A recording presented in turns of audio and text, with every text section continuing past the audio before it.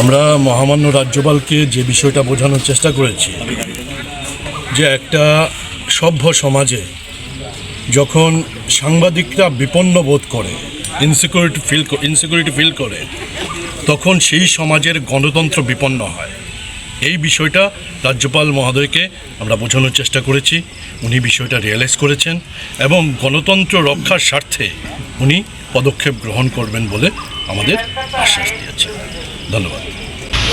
আপনারা জানেন যে আমরা দুজন বিধায়ক রামপ্রসাদ পাল এবং রঞ্জিত দেববর্মার ইস্যুতে আমরা কিছুদিন আগে সবচেয়ে বড় একটা আমরা পথসভা করেছি, ধর্ণা করেছি।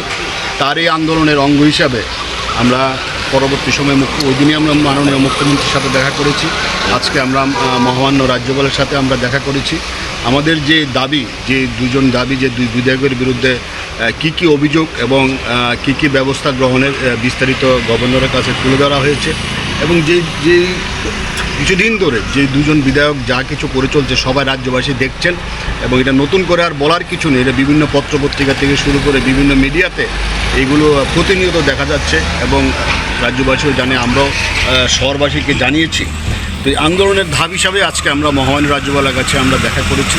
রাজ্যপালের কাছে মহামান্য রাজ্যপাল বলেছেন তিনি প্রয়োজনীয় ব্যবস্থা গ্রহণ করার বিষয়টি উনি ইঙ্গিত দিয়েছেন এবং পরবর্তী সময় আমরা অপেক্ষা করব। আমরা পরবর্তী স্টেপ, আরেকটা আন্দোলনের আমাদের পরবর্তী স্টেপ কী হবে এটা আমরা বসে পরবর্তী সময়ে সিদ্ধান্ত গ্রহণ করবো। এটা আপনারা ধরে নিতে পারেন, এটা আমাদের আন্দোলনের বৃহত্তর আন্দোলনের একটা তৃতীয় পর্যায়।